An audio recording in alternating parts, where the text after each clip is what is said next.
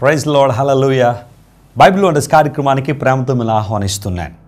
గతించిన కొన్ని కార్యక్రమాల నుండి యేసు ప్రభు కాశ్మీర్ వచ్చారా అనే అంశం మీద సుదీర్ఘమైన ప్రసంగాన్ని మనం విన్నాం.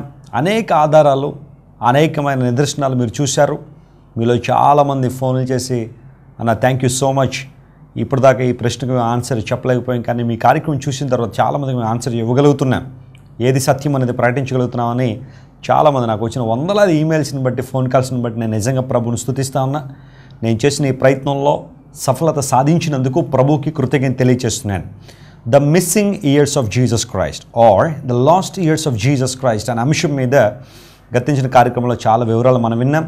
యేసు ప్రభు కాశ్మీర్ రాలేదు అనడానికి బైబిల్లో ఉన్న నిదర్శనాలు, బైబిల్లో ఉన్న ఆధారాలతో పాటు చరిత్రకారుల యొక్క వివరాలు కూడా మనం విన్నాం.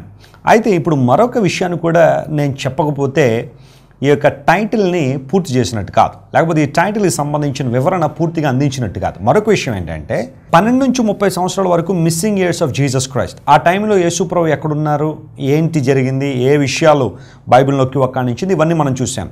ఇప్పుడు మరొక ఆర్గ్యుమెంట్ ఏంటి అంటే, మరొక ఆర్గ్యుమెంట్ ప్రపంచంలో చలామణిలో ఉన్న మరొక ఆర్గ్యుమెంట్ ఏంటి అంటే, జాగ్రత్తగా వినండి. యేసు ప్రభు 3.5 సంవత్సరాల పరిచర్య చేసిన తర్వాత ఆయన కలువరి శిలువలో మరణించారు.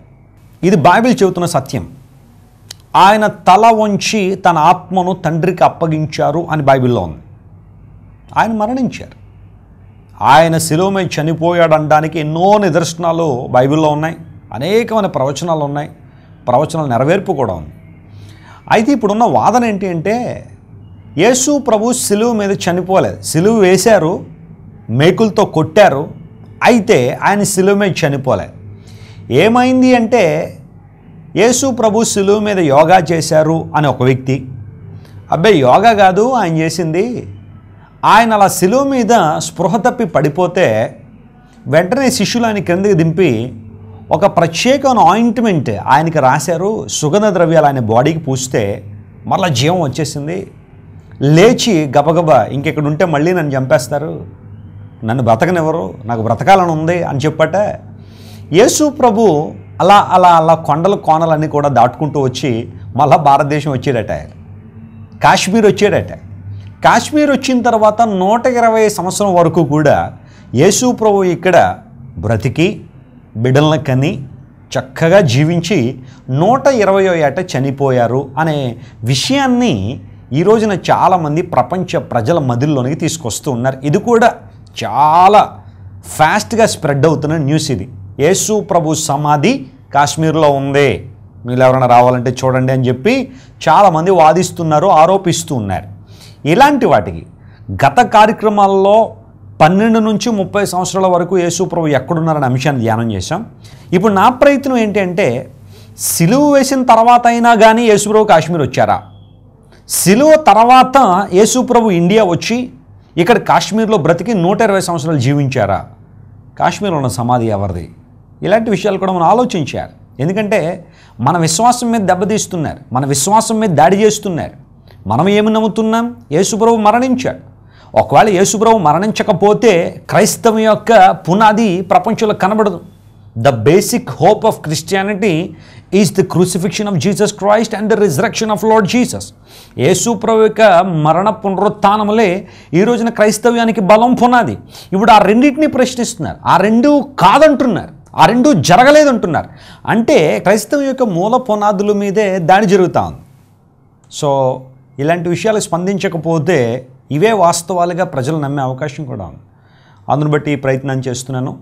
మరి ఈ విషయాన్ని బాగా బలపరిచిన వ్యక్తి మీరు చూస్తున్న హాల్గర్ కిర్స్టన్ అనబడే వ్యక్తి. హాల్గర్ కిర్స్టన్ అని మీరు చూస్తున్న ఈ వ్యక్తి జీసస్ లివ్డ్ ఇన్ ఇండియా అనే పుస్తకాన్ని హాల్గర్ కిర్స్టన్ రాశాడు. ఈ పుస్తకాన్ని నేను ఎక్కడ కొన్నానంటే, మన భారతదేశంలో ఒక ప్రముఖమైన ఎయిర్పోర్ట్లో కొన్నాను. భారతదేశంలో కాదు, నేను ప్రపంచంలో చాలా దేశాలు తిరుగుతున్నప్పుడు ప్రతి ఎయిర్పోర్ట్స్లో బుక్ స్టాల్స్ ఉంటాయి.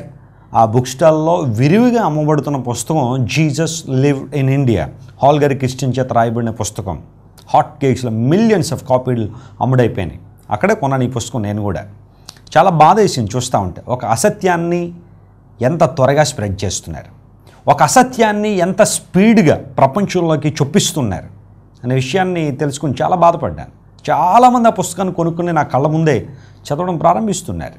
సాధ్యమైనంత వరకు అలాంటి వారు ఎవరైనా కనబడితే ఆ పుస్తకం చదివారు చెబుతున్నా, ఇది వాస్తవం కాదండి, ఇది యేసు ప్రభు మీద బురజల్లే ప్రక్రియ అని సాధ్యమైనంత వరకు ఎక్స్ప్లెయిన్ చేస్తున్నాను. అయితే మనకు అందుబాటులో లేని వాళ్ళు చాలామంది ఉన్నారు. ఆ పుస్తకాన్ని చదివి ఒకవేళ దేవుని దూరం అయిపోయి కొంతమంది ఉండొచ్చేమో. గమనించండి, హాల్గర్ క్రిస్టియన్ యొక్క ఆర్గ్యుమెంట్ ఏంటి అంటే, యేసుక్రీస్తు ప్రభువు శిలువ మీద నుండి దిగిపోయిన తర్వాత, శిష్యులు ఆయన దించేసిన తర్వాత ఆయన సరాసరి భారతదేశానికి వచ్చాడు, కాశ్మీర్ వచ్చాడు. కాశ్మీర్లో ఆయన చాలా కాలం జీవించారు. 120 సంవత్సరాలు ఆయన బ్రతికిన తర్వాత భారతదేశంలో ఆయన చనిపోయారు. ఆయన సమాధి కూడా ఉంది. మీరు చూస్తున్నారు, ఈ సమాధి యేసు ప్రభుదే అని హాల్గర్ క్రిస్టియన్ యొక్క ఆరోపణ. ఈ సమాధులు యేసు ప్రభుకు సంబంధించినవే అనే ఆరోపణ. అంత మాత్రం కాకుండా పాకిస్తాన్లో, ఇప్పుడు ప్రస్తుతం ఉన్న పాకిస్తాన్లో, అప్పుడు అవన్నీ కలిసే ఉండేవనుకోండి, ఇప్పుడు ప్రస్తుతం ఉన్న పాకిస్తాన్లో ముర్రే అనే ప్రాంతంలో యేసు ప్రభు తల్లి అయిన మరి యొక్క సమాధి కూడా ఉంది అనేది అతనికి ఆరోపణ. ఈ రెండిటితో పాటు ఇంకా ఒకటి కాదు, రెండు కాదు, నోటోవిచ్ని బేస్ చేసుకుని, నికోలస్ నోటోవిచ్ యొక్క మాటలన్నీ కూడా ఆధారం చేసేసుకుని ఇవన్నీ కూడా రాసుకుంటూ వచ్చాడు ఈ హాల్గర్ క్రిస్టియన్ అనే వ్యక్తి. ఈ పుస్తకాన్ని చాలామంది చదువుతూ ఉన్నారు. యేసు ప్రభు కాశ్మీర్లో ఉన్నాడు. ఒకానొక సమయానికి వచ్చేసరికి ఈయన ఎలా వాదించాడంటే, అసలు మీరు చూడగలిగితే మోషే సమాధి కూడా ఇక్కడ ఉందంటున్నాడు ఆయన. మోషే సమాధి కూడా ఇక్కడే ఉందని చెప్పి రకరకాలుగా లింకులు కలిపి దాన్ని ప్రూవ్ చేయాలని ప్రయత్నం చేశాడు, కానీ ఫెయిల్ అయిపోయాడు. ఆ తర్వాత బైబిల్లో ప్రస్తావించబడిన వాగ్దాన భూమి కూడా కాశ్మీరే అంటున్నాడు. ఇంక వినేవాళ్ళు ఉంటే ఇంకెన్ని రకాలుగా చెప్పేవాడు. బైబిల్లో ప్రస్తావించబడిన వాగ్దాన భూమి ఏదైతే ఉందో, ఆనాడు అబ్రహాము, ఇస్సాకు, యాకోబులకు దేవుడు వాగ్దానం చేసిన వాగ్దాన భూమి ఉంది చూసారా, ఆ వాగ్దాన భూమి కూడా కాశ్మీరే అంటున్నాడు. ఎంత విడ్డూరంగా ఉందో ఆలోచించండి. ఇలాంటివన్నీ వింటా ఉంటే కొన్నిసార్లు నవ్వు వస్తూ ఉంది. అంటే క్రైస్తవ్యం మీద, బైబిల్ మీద జరుగుతున్న దాడి మీరు గమనించాలి.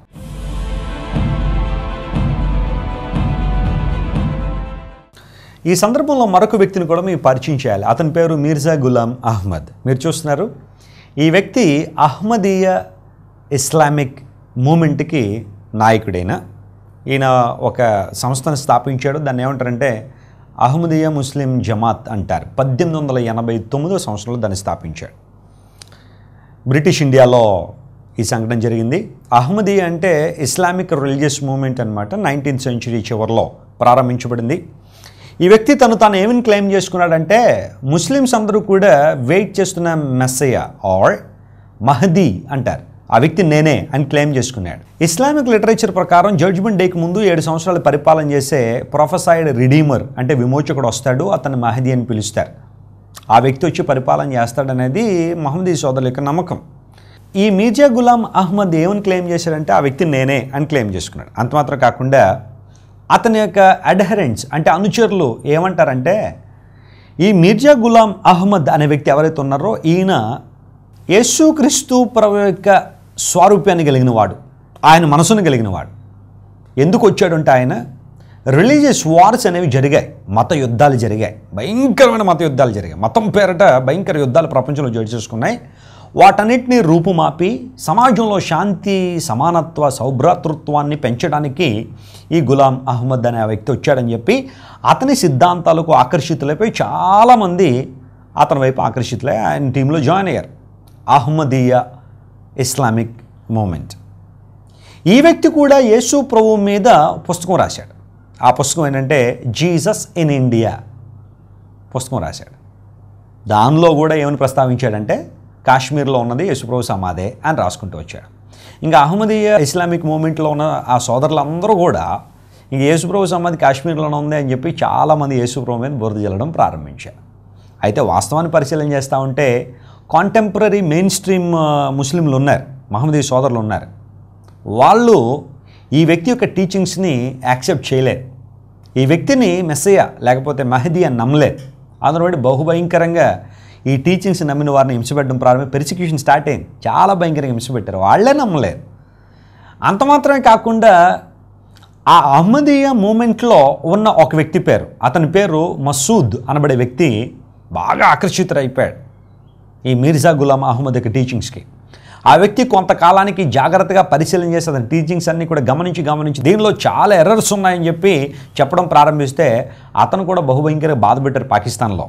ఇప్పుడు సోకాళ్ళు మనం పిలుస్తున్న పాకిస్తాన్లో చాలా బాధపడితే ఆయన అమెరికా దేశానికి రిక్వెస్ట్ పెట్టుకున్నాడు, అయ్యా నన్ను చంపేసేలా ఉన్నారు, రిలీజియస్ అజైలం కింద నాకు అవకాశం ఇవ్వండి అమెరికా రావడానికంటే యుఎస్ గవర్నమెంట్ యాక్సెప్ట్ చేశారు.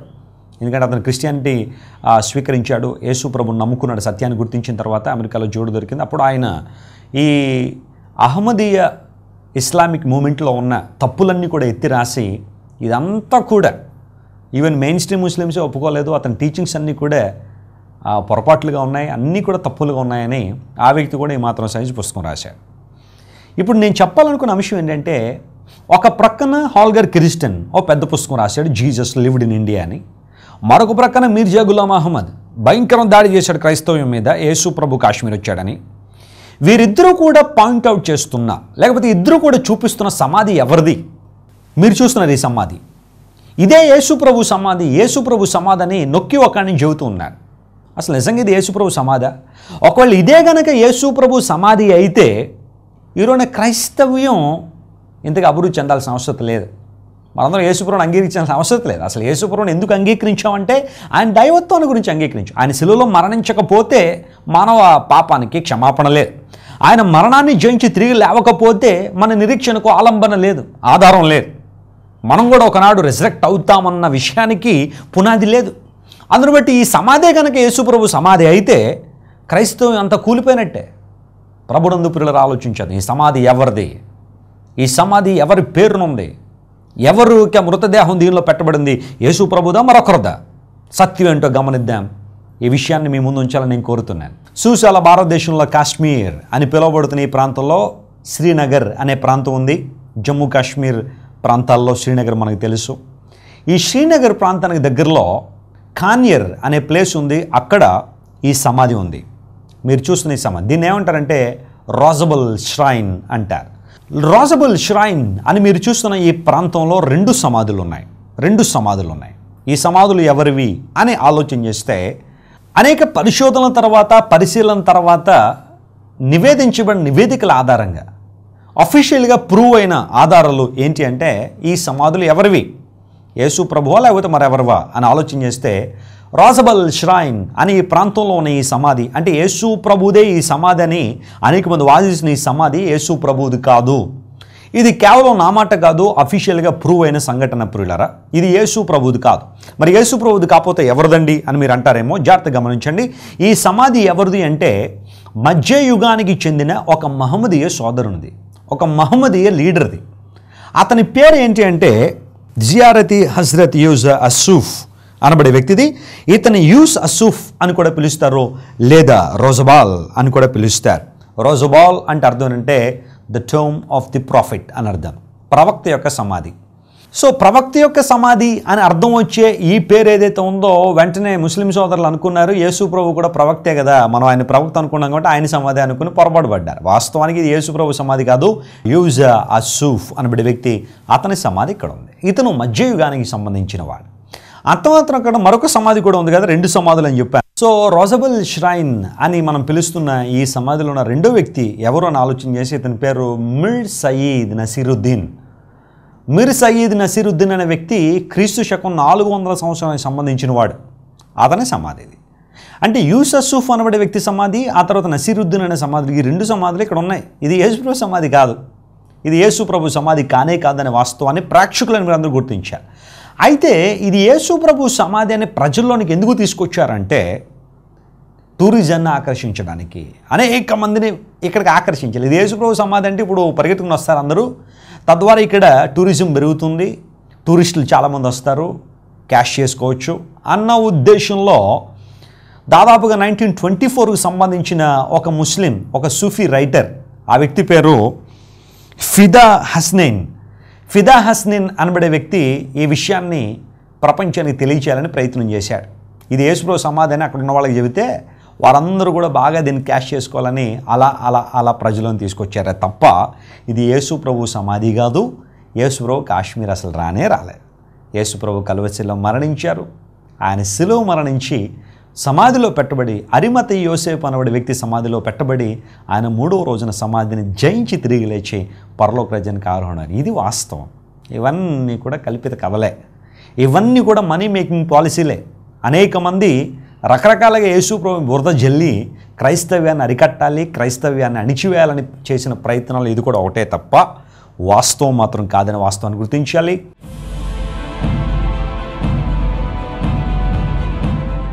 హాల్గర్ క్రిస్టియన్ అనే వ్యక్తి తన పుస్తకాన్ని రాశాడు.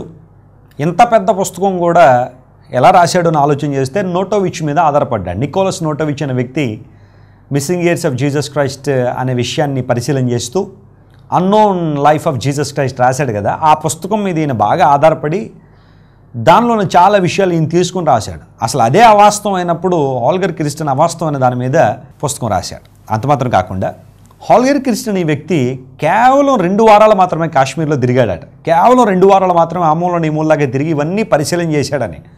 ప్రపంచాన్ని ప్రభావితం చేసే ఈ టాపిక్ మీద కేవలం 2 వారాల పరిశోధన సరిపోద్దంటారా? 2 వారాలు అలా తూతూ మంత్రంగా తిరిగేసి ఏవో కొన్ని విషయాలు వాళ్ళు వీళ్ళు చెబుతుంటే తెలుసుకుని దాన్నే ప్రామాణిక ఆధారాలుగా తీసుకుని ఇంత పుస్తకం రాశాడు. ఇవన్నీ కూడా అవాస్తవాలని ప్రూవ్ చేయబడ్డాయి. ఇవి నేను చెబుతున్న మాటలు మాత్రమే కాదు. మార్చి 27వ తారీఖున 2010 సంవత్సరంలో BBC ఛానల్లో శామ్ మిల్లర్ అనే ఒక ఇంటర్నేషనల్ జర్నలిస్ట్ వీటి మీద పరిశోధనలన్నీ కూడా చేసి హాల్గర్ క్రిస్టియన్ ఆరోపణలు అన్నీ కూడా అవాస్తవమే, యేసుప్రభు కాశ్మీర్ రాలేదనే వాస్తవాన్ని BBC ఛానల్ ద్వారా ప్రపంచానికి తెలియజేశాడు. ఆ వాస్తవాలన్నీ కూడా దానిలో ఉన్నాయి. మీరు కూడా గమనించండి. యేసుప్రభు కాశ్మీర్ రాలేదు అనడానికి ఇదే గొప్ప నిదర్శనంగా మనకు కనబడుతుంది. ప్రభునందు ప్రియులారా, మరలా చెబుతున్నాను, the basic hope of Christianity is an empty tome. యేసుప్రభు యొక్క ఖాళీ సమాధే ఈరోజు క్రైస్తవ విశ్వాసానికి పునాది. మీరు చూస్తున్నారు, ఇజ్రాయెల్ దేశంలో యెరూషలేం పట్టణంలో యేసుప్రభు సమాధి ఇప్పటికీ ఖాళీగా ఉంది. కొన్ని వందల వేల లక్షల కోట్ల మంది ఆ సమాధిని చూసి వస్తూ ఉన్నారు. ప్రపంచంలో తెరవబడిన సమాధి అంటూ ఉంటే అది కేవలం యేసుప్రభు సమాధి మాత్రమే. ఆయన సమాధి మాత్రమే తెరవబడింది. యేసుప్రభు మరణాన్ని జయించి తిరిగి లేచాడు. ఆయన నీ కోసం నా కోసం కలువరిలో మరణించి మరణాన్ని జయించి తిరిగి లేచాడు. కాబట్టి ఇప్పుడు యేసుప్రభు దేవుడని, ఆయన నీ కోసం మరణించాడని నువ్వు ఉన్న చోటున నీ హృదయంలో విశ్వసించి నీ నోటితో ఒప్పుకుంటే చాలు, రక్షణ పొందుతావు. రోమీయులకు రాసిన పత్రిక 10వ అధ్యాయం 9వ వచనం సెలవిస్తున్న మాట అదే. నీ కోసం నా కోసం యేసుప్రభు లోకానికి వచ్చి తన ప్రాణం అర్పించారు. ఆయన దేవుడు మనం నమ్మి మన హృదయాల్లో విశ్వసించి నోటితో ఒప్పుకుంటే చాలా రక్షణ పొందుతాం. ఉగ్రత నుండి తప్పించబడతాం, నరకము నుండి తప్పించబడతాం, నిత్య రాజ్యానికి వారసులం అవుతాం. ఇలాంటి అసత్య ప్రచారాలన్నీ కూడా ప్రక్కన పెట్టి వాటిని నమ్మకుండా సత్యాన్ని గుర్తించండి, సత్యాన్ని సత్యంగా అంగీకరించండి. ప్రభు మీ జీవితంలో కార్యాలు జరిగించి అద్భుతాలు జరిగిస్తాడు. దేవుడు మిమ్మను, మీ కుటుంబాన్ని, మీ పరిచర్యను దీవించునుగాక. ఆమేన్.